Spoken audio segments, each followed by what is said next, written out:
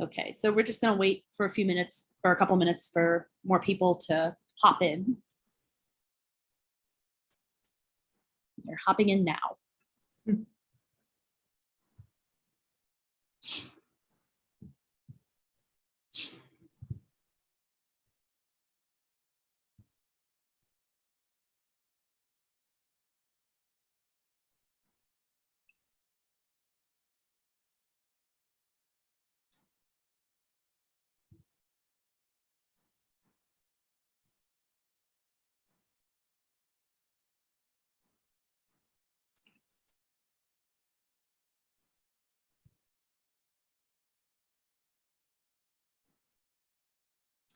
All right, I think we have a good number of people to start.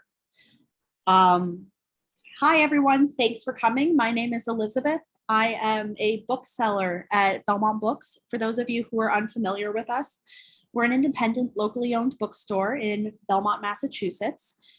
Before we begin, I just want to go over a few things. First off, we hold several events per month. This is not even the only one this week. I will put a link in the chat with our events page so you can learn more about them. I know later this week we have another author conversation between a couple of fantasy writers, which would be a lot of fun. I will also provide a link in the chat to buy tonight's book. And we do ship to all 50 states. So if you're not in Massachusetts, not a problem. As long as you're in the country, we can send it. Next up, I want to talk about how this is going to go. So once I turn it over to the authors, we will, they will have a conversation, and then hopefully around 7:45, give or take, we will open it up to a Q&A forum. We'd prefer that you type your questions in the Q&A function, because it's you can get a lot of comments in the chat throughout, but I will also check the chat. So no problem. Just fire away your questions, and at the end, we will do our best to answer all of them if we can. And people typically ask questions even during the Q&A session. Next up, and last before we start, I want to introduce our authors. So as an East Side Houston native, Thomas H. McNeely has published short stories and nonfiction in The Atlantic, Texas Monthly, Plowshares, and many other magazines and anthologies, including Best American Mystery Stories and Algonquin Books' Best of the South. His stories have been shortlisted for the Pushcart Prize, Best American Short Stories, and O. Henry Ward anthologies. He has received National Endowment for the Arts, Wallace Stegner, and MacDowell Colony Fellowships for his fiction. His first books, Ghost Horse, won the Givell Press Novel Award and was shortlisted for the William Saroyan International Prize in Writing. He currently teaches in the Stanford Online Writing Studio and at Emerson College, Boston. Stephanie Reents' fiction has been included in the O. Henry Prize stories, noted in Best American Short Stories, and has appeared in numerous journals. Stephanie has been a Breadloaf Conference Scholar, a Stegner Fellow, and a Rhodes Scholar. She is an assistant professor at the College of the Holy Cross in Worcester, Massachusetts. And without further ado, I'm going to turn this over to our panelists. Thank you, Elizabeth, for introducing us. Hello, everybody. Thank you for coming to the launch for Pictures of the Shark. Thank you, Stephanie, for being in conversation here. And thank you, Belmont Books, Amanda at Belmont Books, for hosting this event. I'm going to read from a couple of the stories in Pictures of the Shark. The first reading I'm going to do, selection I'm going to do, is from the first story in the collection, and the second selection is from the last story in the collection. Stephanie and I were talking today about what we would discuss, and one of the things we thought we would talk about is this book was written over the period of 20 years. Some of the stories were written before I wrote my first novel, Ghost Horse, and some were written after, about half and half. The stories that were written before I wrote Ghost Horse were concerned the character mainly as a child, all of them as a child.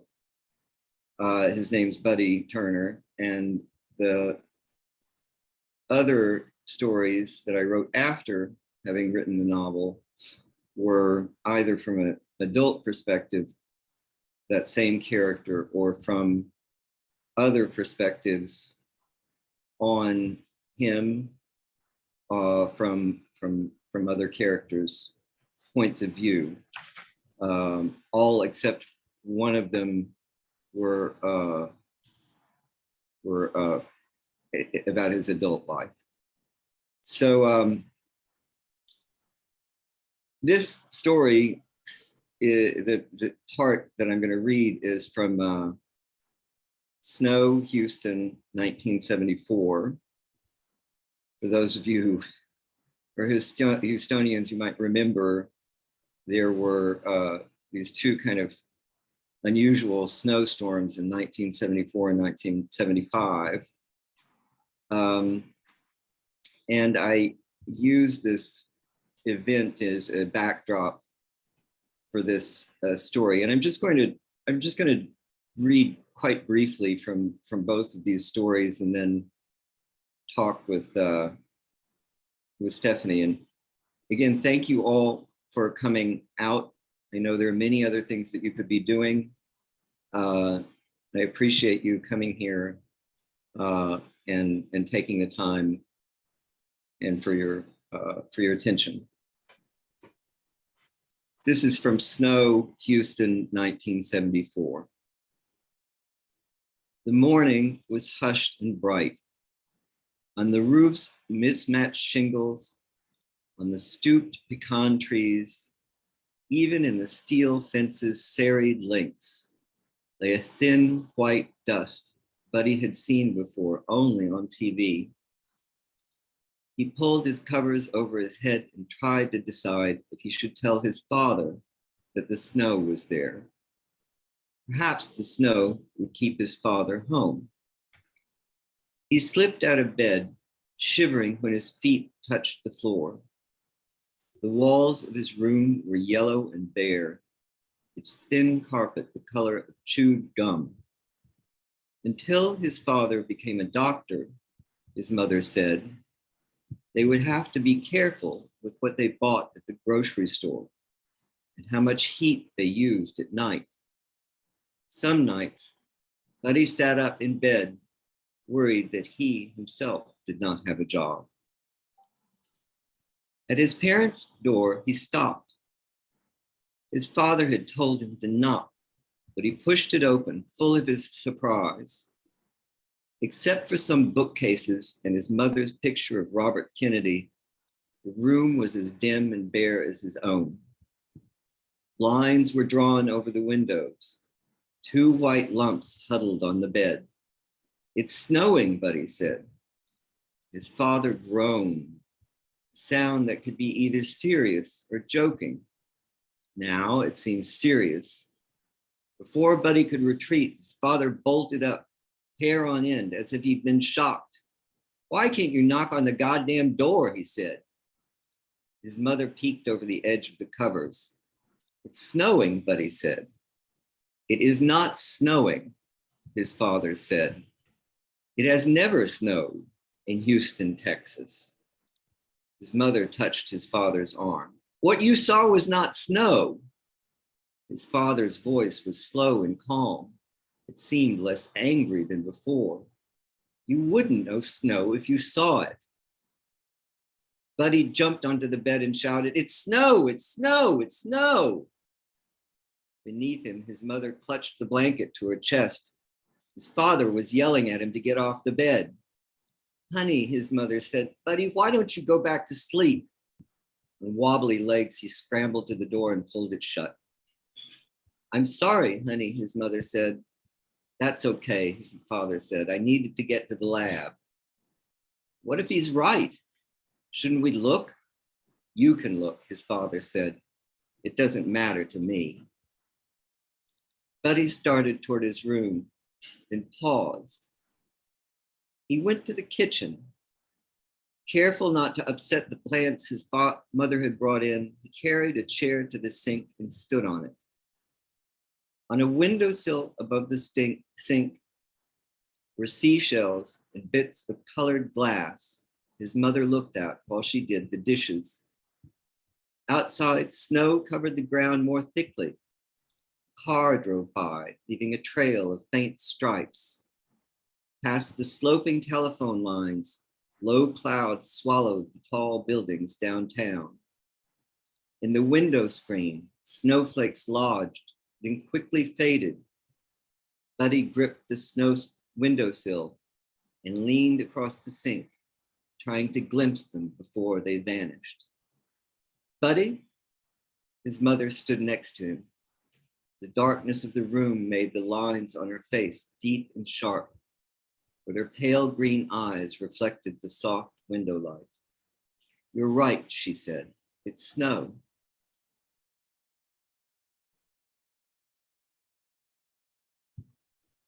Now I'd like to read from a story. It's the last story in the collection called Little Deaths.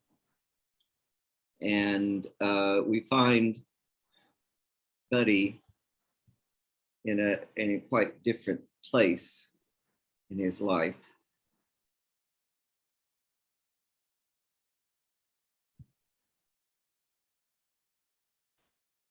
I buried the 2 white kittens in the scrappy side yard behind my apartment and took the bus to the animal hospital near where Sarah and I had lived. There were other animal hospitals closer to where I lived in Hyde Park, but I didn't know how to get to them by bus. I would like to say that I felt empathy or sorrow for the kittens I'd buried, but I felt only shame. Already, I itched to return to Houston. The old-fashioned university bus jounced and ground through gears, wind tearing through its open windows. When we first moved to the apartment, Sarah and I had ridden the bus, drunk as always, kissing hungrily, the dark air rushing around us, the bumps jolting our spines. Now Lydia Lunch panted in the breast pocket of my dirty button-down shirt. In my backpack open on my lap, the 2 white kittens lay in the humid smell of erasers and pencil lead. The ancient driver, the same as when Sarah and I had ridden the bus, hunched over the steering wheel, his eyes 2 dark liquid slits, so that it seemed as if he were blind. At the battleship-colored graduate student apartments, a family boarded, uniformly blonde, their expressions earnest and smiling, their faces hardworking and shrewd, not much older, I thought, than Sarah and I, on their frugal way to some wholesome enjoyment I could not even imagine. Behind them, 2 blonde ringleted children dressed in white and blue striped railroad overalls peeked out and shot up the aisle toward me before their parents could stop them. Is that a kitten in your pocket? The tall girl said. Smaller girl, rounder face, less innocent seeming, tugged open my bag and looked inside. What are you going to do with them? She said. My nerves jangled as if I'd been plugged into an electrical socket. My head felt freeze-dried into dust. I closed my eyes, trying to imagine a plausible answer. I'm going to help them, I said. When I opened my eyes, the parents stood over me, staring, the mother tanned and flinty, capable, I imagined, of skinning a steer. Behind her, the father glared, square-jawed, fists clenched, clearly prepared to kick my ass. Is there a problem here? The father said with a slight German accent. I could have told them about my car, or the cat's sudden illness, or my own poverty, but I stared at them dumbly, imagining the tangle of athletic limbs that had produced the two blonde carbon copies of them, their daughters. Don't worry, I said, it's just a performance art. The father grimaced. Unethical, he said, sick. The bus lurched forward. The mother, frowning, steered the girls, who were watching me now sternly, to a seat in front, where they turned like owls to look at me before the mother pulled them back down, facing forward. The father still stood in the aisle, keeping watch on me, as if to prevent me from corrupting them further. I got off at the last stop, the same as when Sarah and I had lived there, an ancient bench, wood carved with graffiti obliterated by other graffiti, cement so old it was worn down to pebbles inside. Across the street, the decaying mall and liquor store, its ether smell of alcohol and cardboard and dust, the smell of oblivion, of death. Each cell in my body cried out for it, senseless, grinding need that obliterated time, that made each moment eternal. But I knew I wouldn't make it to the hospital if I stopped.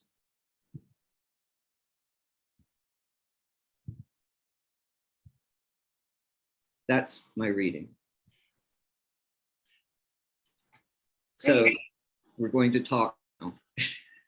Yeah, we're going to talk. Yeah. So, I mean, for people who don't necessarily know your work and haven't yet read this collection, which I'm sure many haven't since it's just out, but, your collection is really concerned with the way Buddy gets sort of caught in his parents' like marital struggles and unhappiness, the way they sort of, I think he sort of ping pongs between them as his father, kind of goes off and lives his life, and as his mother tries to raise him.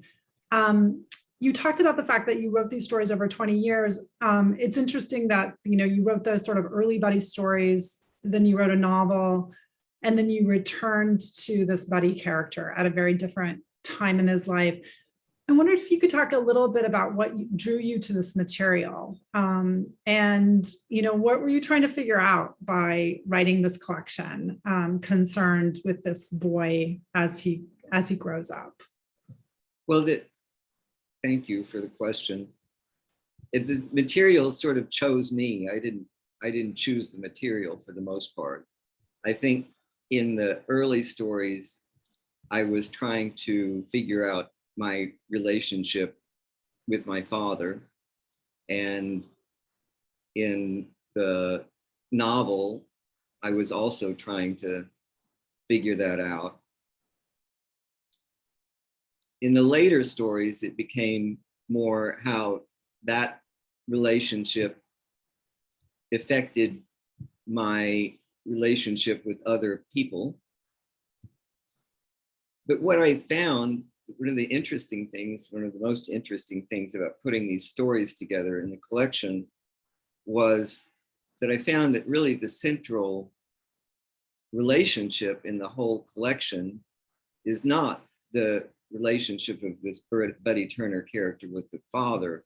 It's the relationship with the mother, who I hadn't realized. There is a quite sort of clear arc through the whole collection of her story, and I'd been writing this story without even thinking about it over the course of writing all these other stories. So that was, I'm not sure if that answered your question, but. Mm-hmm.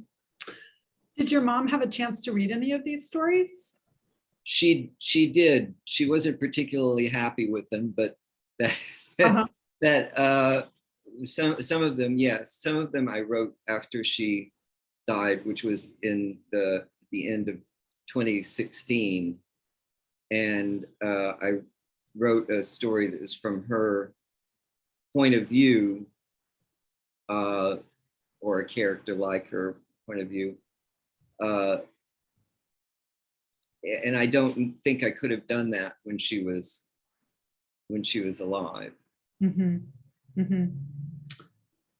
It strikes me that sometimes when you're writing a story from your own life, it can be challenging figuring out how to shape it into a story. So, I mean, can you talk a little bit about you, how you, like, what is the relationship between the lived experience and the kind of the art on the page? You know, how did you go about kind of taking things from your life and figuring out how to make them work as stories? I think that was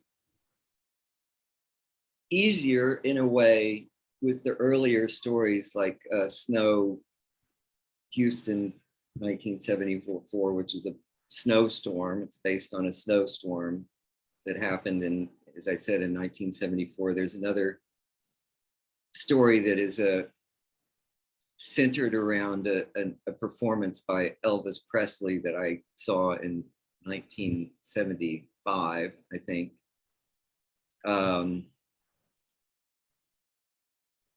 There was another one that was centered around going to Corpus Christi when I was a kid, and in a way,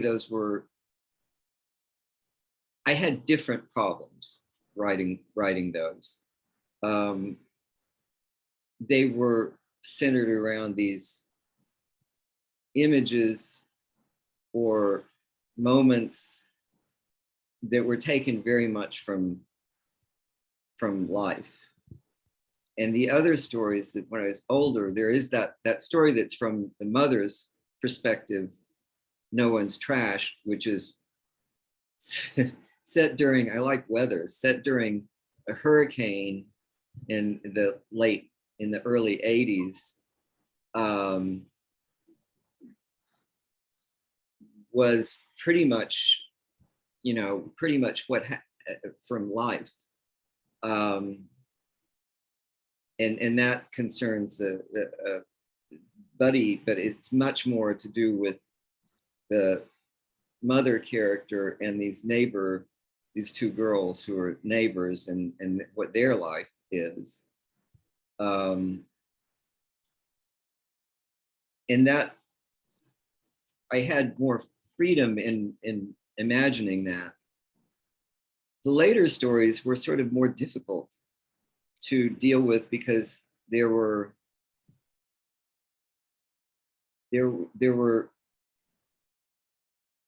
not these glimmers of memory. There was sort of already narratives, and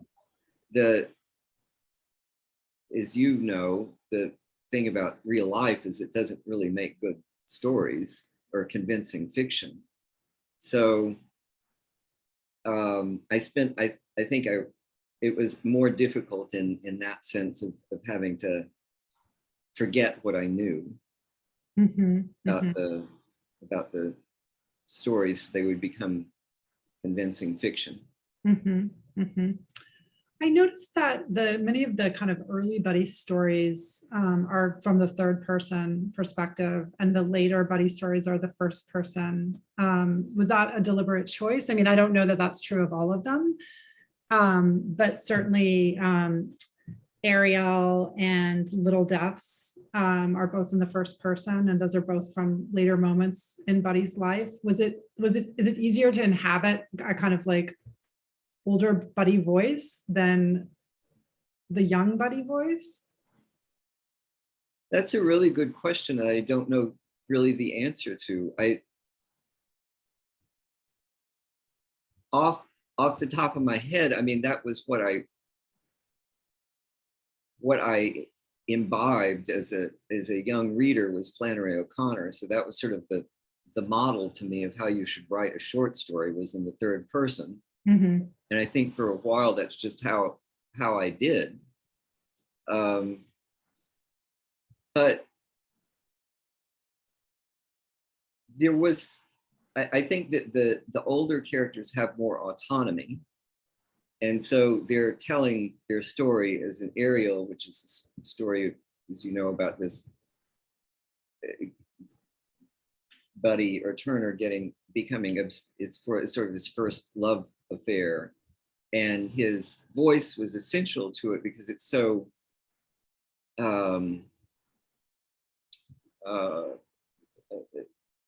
diluted and and obfuscating what's happening in the story. That was such an important part of the story that I think it wouldn't have worked in the third person.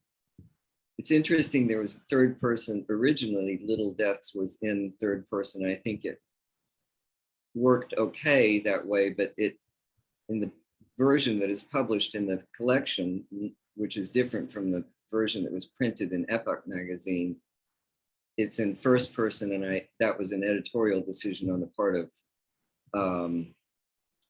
PJ Carlisle, who was the managing editor at Texas Review Press, and he was incredibly helpful in putting the collection together. And I think that's a good, there was something about the first person voice that seemed more appropriate for those. You weren't, those early stories like with Snow, I wanted this feeling almost of like photographs, or of looking at these still images of something that's frozen in time. And that was not at all the feeling that would have worked for those later stories. It would have become precious. Mm-hmm. Mm-hmm. I wonder, so we have a collection of connected stories, and we see Buddy over a period of time, and we see his parents over a period of time. How, why did it feel like the right choice, or did it feel like a choice to write this as a collection of stories versus a novel, right? In your mind, what makes this different from a novel? Which could be, certainly there are many examples of episodic novels that touch down in particular moments in a character's life. So why did this story feel like the right form? And why did the, collection of connected stories feel like the right form for this material?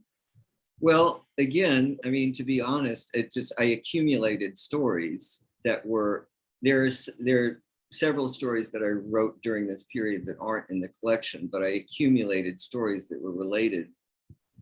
And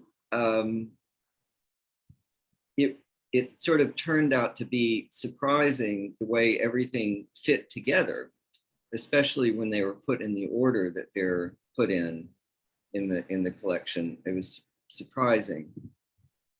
The novel, I think it's a fine form to write in, but I felt like I had to, and this may be, my own shortcomings as a writer, but I felt that I had to tie everything together so tightly in that narrative that there wasn't any looseness. I felt much better with the way that is sort of a mosaic or a pastiche. Mm-hmm. In the collection. It did in a way what I wanted the novel to do, but better, without being a novel, because the novel was focused just on this one moment in time. Mm-hmm. Mm-hmm. You alluded to the order, the sequencing of stories in the collection, and I've read earlier versions of this collection where the stories were presented to us chronologically. So can you talk a little bit about the decision to move away from a chronological sequence and to give us the order that we have here, which is out of order? That's entirely the doing of PJ Carlisle, who is as I said, he's an editor at Texas Review Press, and he was able to see the possibility for how the collection could be ordered. It's not that I was particularly happy about it about it in a chronological order. I just didn't, I couldn't see the forest for the trees. I couldn't see how else to do it. And I think it's much more in the comments that I've gotten in the book, and the people seem very happy with the way that the experience of reading out of sequence and out of chronological sequence and sort of having to piece together the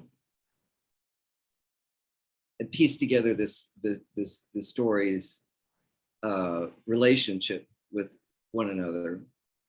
I should say, I mean, after we put them in that order, there was quite a lot of work done to put little connections between the stories.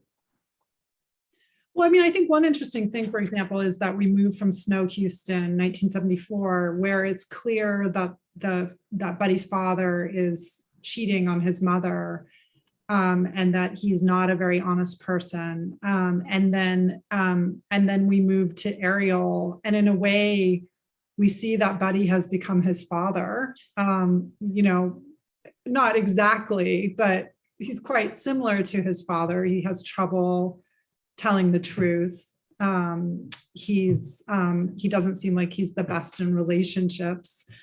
And so that sort of juxtaposition of like Buddy as, I forget how old he is in Snow Houston 1974, but quite young. And then the kind of like the, 16-year-old, 17-year-old Buddy, who's also become an alcoholic. And that's like such a vast distance to travel.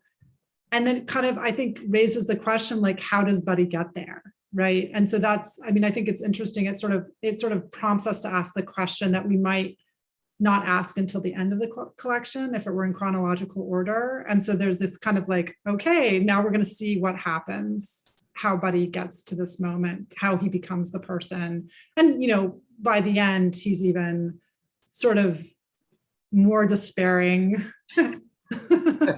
You're really selling the book there. I know. Well, so I think it's a really, really interesting choice. Yeah, I'm not sure what to say to that, except that was, again, sort of this unintended effect that occurred. But when the stories were put in the order that they were put in, to me, the title story turned out to be kind of the key to all the rest of the stories in the collection. That is sort of the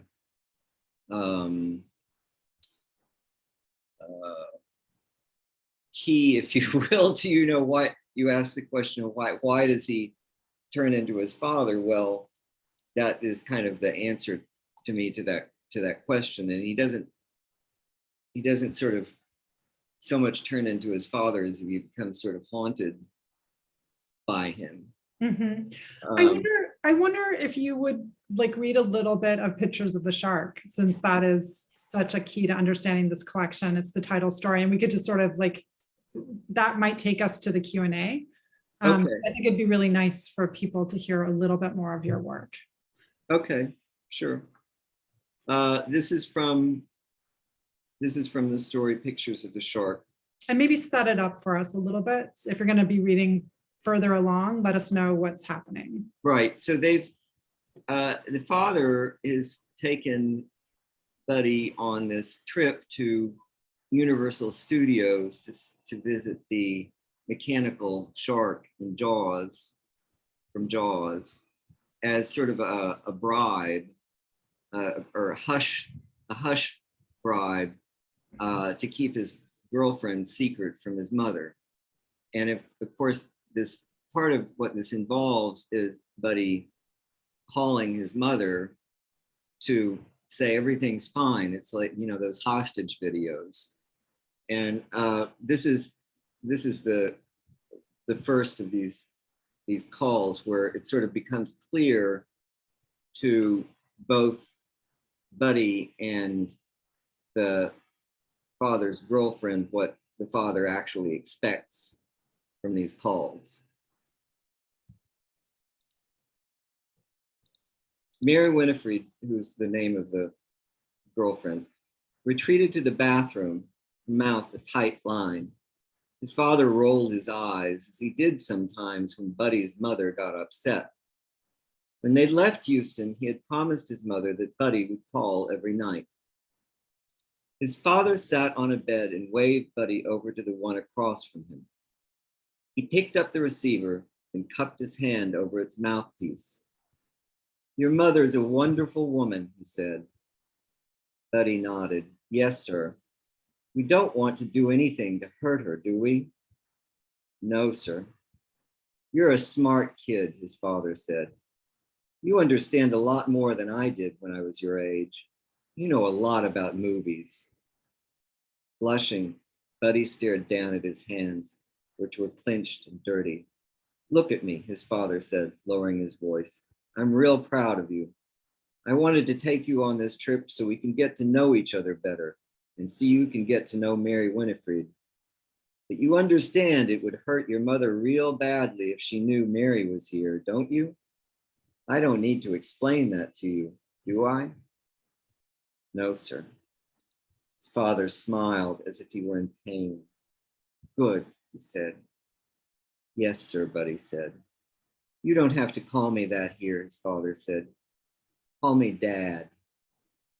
Buddy looked at the dingy swimming pool colored walls and the dead green eye of the TV and then at his father. "Okay, Dad," he said. After his father spoke to an operator, he handed Buddy the phone. Buddy saw his mother in their bright yellow kitchen, a box of orange snack crackers and a glass of wine on the table next to her.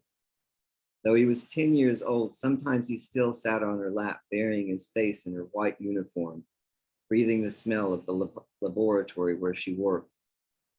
"Honey," she said, "is that you?" "Yes, Mama," he said. "Are you okay? You don't sound like yourself."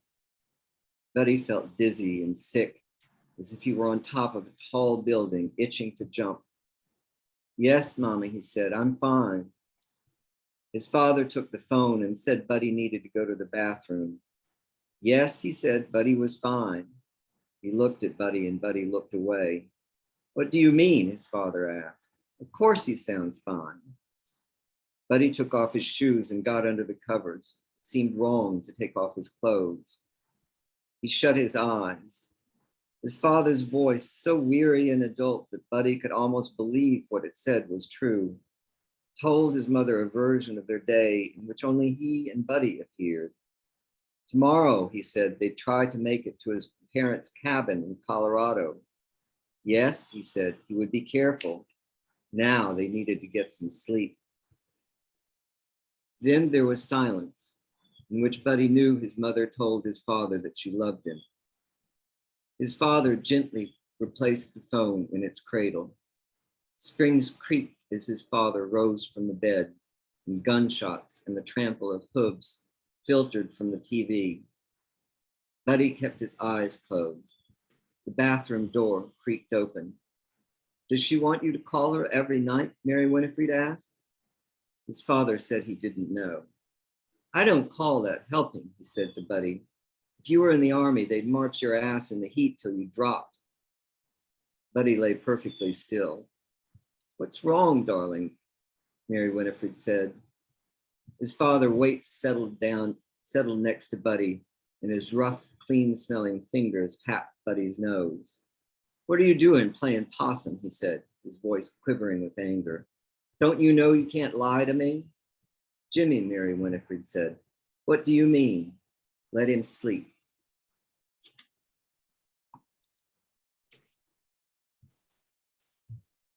It's so devastating. That scene makes me so sad.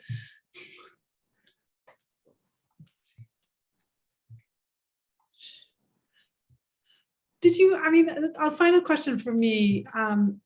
you know, you've said you're writing about things that happened to you, you're writing about real people. Were there ever any moments when you felt nervous to be tackling this material, where you worried about what someone might think? I mean, it sounds like your mom was slightly ambivalent about the stories. I don't know, did your dad read any of the stories? Did, you know, the sort of some of the later stories that involved girlfriends, was there any kind of worry about them reading them? Or did you kind of feel free to do whatever? Well, I guess I'm going to face some of that music now, but we'll see. As far as the girlfriends reading the stories, the girlfriends haven't read the stories yet, but I have those reactions to look forward to. But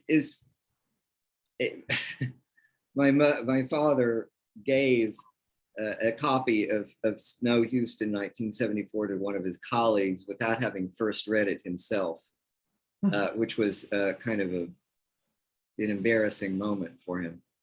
I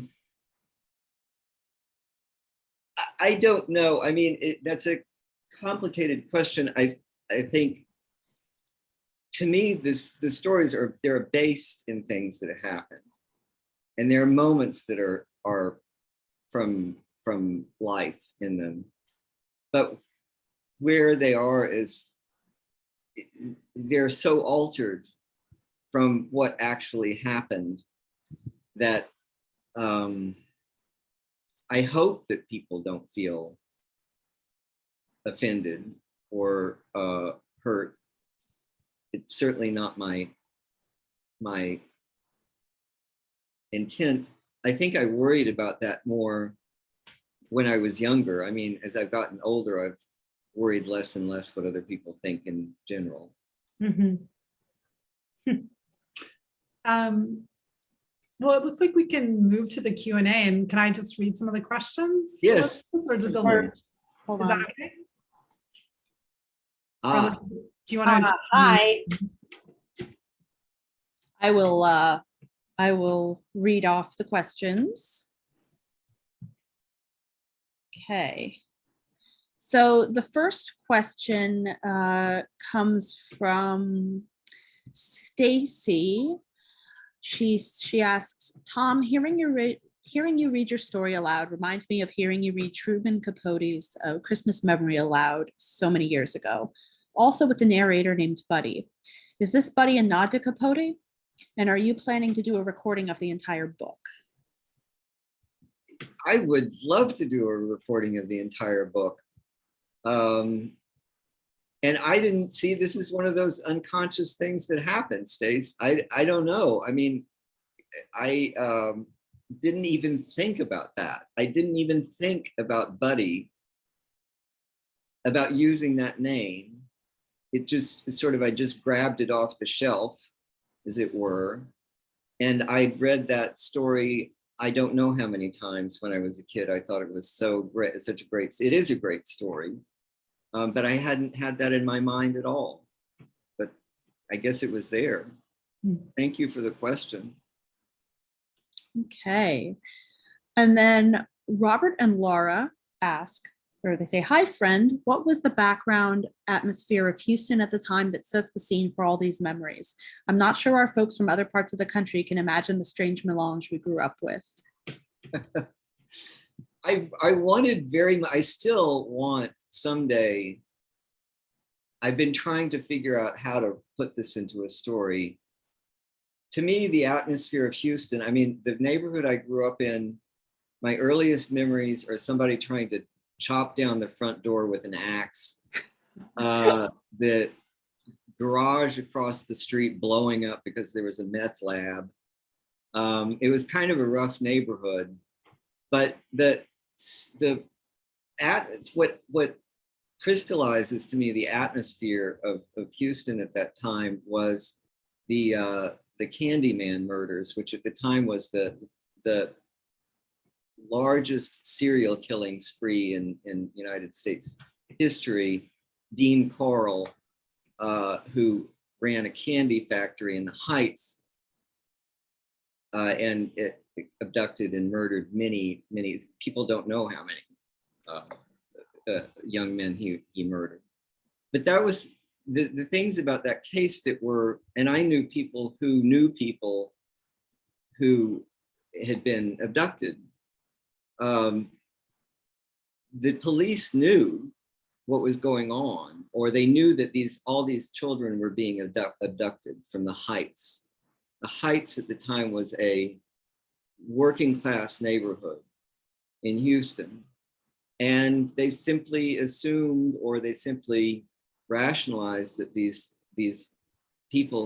young men had run away. Whereas if that had happened in Bel Air or River Oaks, more affluent neighborhoods, I doubt they would have taken that attitude. So that was one thing. It was sort of a lawlessness, and also that the city had gotten large to the point where people were running around doing all sorts of things, and you didn't know what they were doing. But it was it was a feeling of danger. That's what I remember as a kid was danger in that. I don't know, Robert, if that comports with your memories of that time. But yeah. Wow. Okay, that sounds like you had an interesting upbringing. It's a very nice neighborhood now. Eric says, congratulations. You've written a fantastic, beautiful, deeply moving book, one of the best novels and stories I've read in years. What are you working on now? Thank you, Eric. Thank you for coming to the reading. I am working on, I'm working on stories I'm finding that are going farther and farther away from realism, which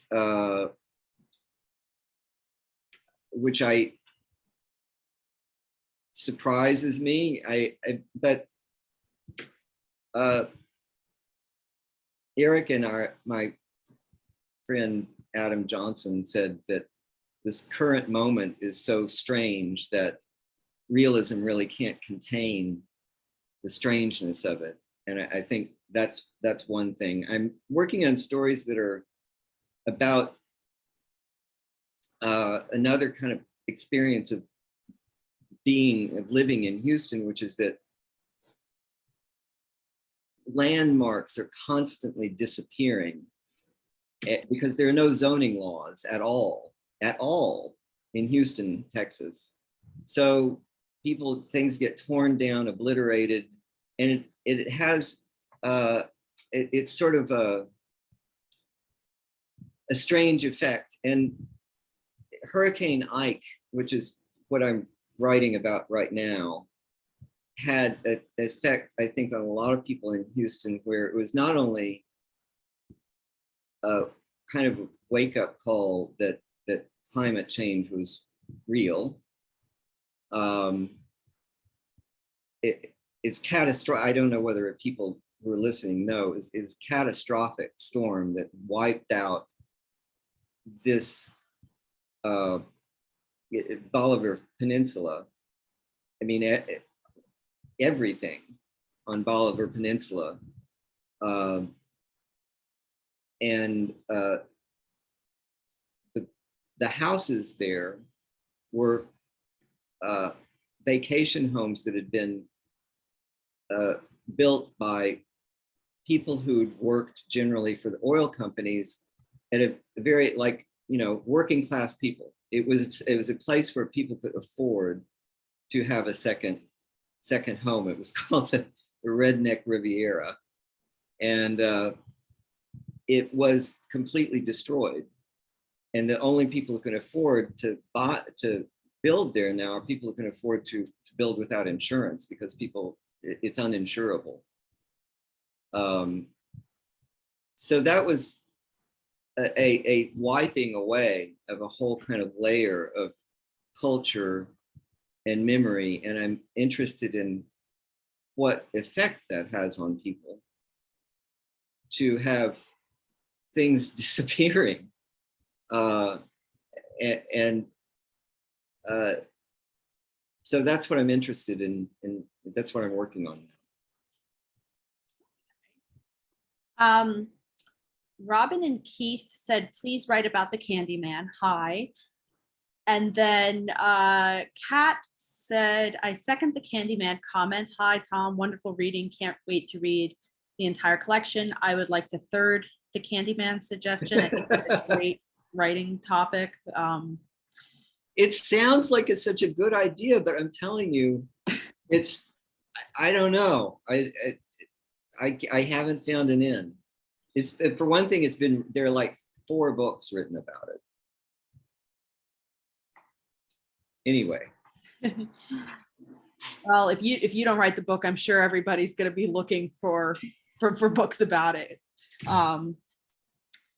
Okay, Julie says, hi, Tom. First, congratulations on this amazing collection.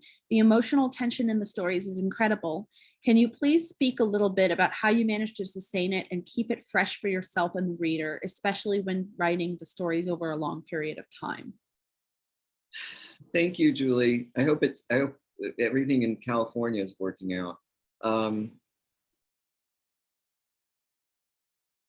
I don't know. Either I'm very self-indulgent, or I'm a masochist, or I don't know what. I mean, it wasn't enough that I had to live these things as a kid, then I have to, bring them back and write about them for 10 years or 15 years, or however much.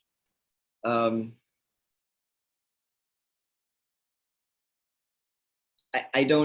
think that there were some things that I needed to get out of my system, and in a way that I realized that I wasn't the only person, I wasn't the only kid in those situations. So to put it out there in the world, children are used by their parents as pawns in emotional games all the time. And so I hope in the reaction that I got to the novel, that was a lot of people were able to relate to it. So I was glad to put it out there. But as far as how I don't know. I don't know.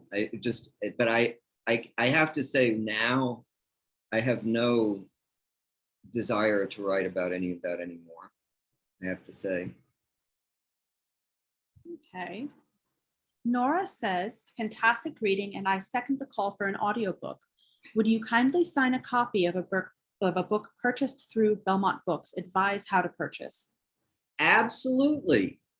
All books purchased can be signed, and would be happy to ship you signed copies of the book. Yes, no problem, Nora. Excellent. And as far as purchasing the book goes, there is a link in the chat for the book. I believe it's hold on, let me. Okay, so there's a comment that says link to purchase tonight's book. If you click on that link, or you go to our website and look for the book, either way, you can purchase it through the website, and I believe you can leave a note when you order it requesting a signed copy. Amanda and I had talked about doing that for so yes. Yeah, we can absolutely take care of that for you. Okay. Jamie says, you moving away from realism, what does that look like? Can you share at all what you mean?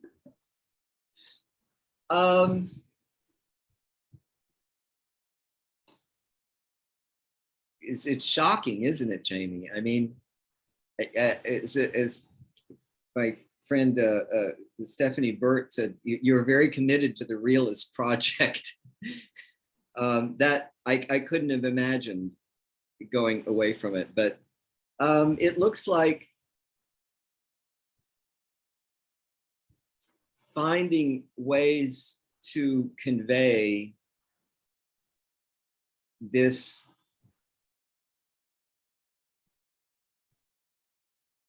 moment that I think a lot of people are in right now, which is that things are changing so rapidly in the world around us, mostly not for the better, that it produces a kind of a vertigo or disorientation. And I'm not tied particularly to like, am I going to write supernatural stories?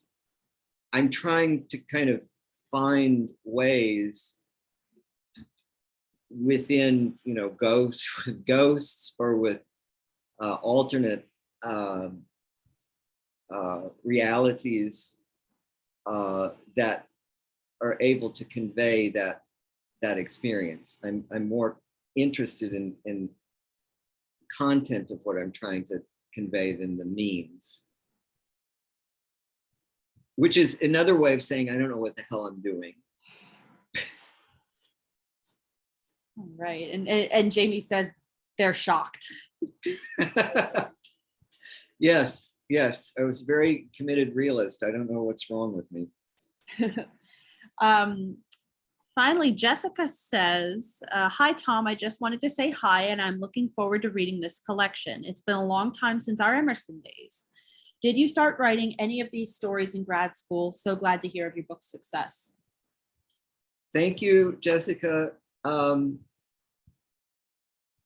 Yes, one of them, Tickle Torture, I wrote when I was at Emerson. And Snow Houston, 1974. So that's really old. They're really old, some of these stories. Yeah.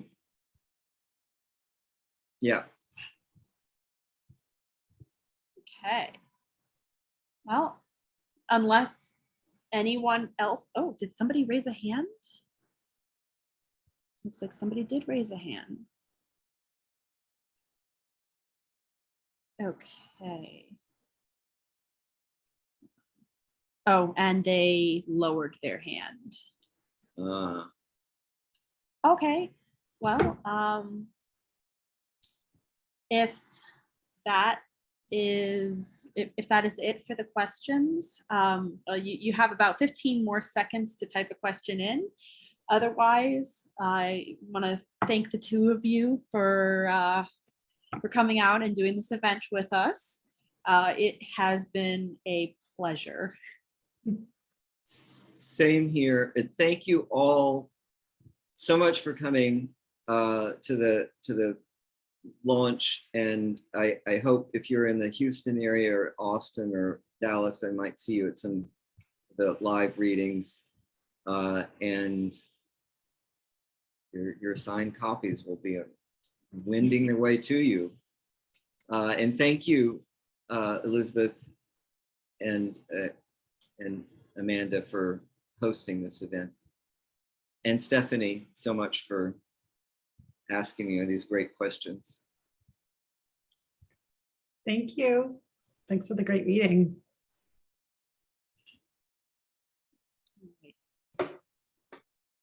Thank you to the both of you. Thank you. Are we still on? Or yes, we are. Have a good night.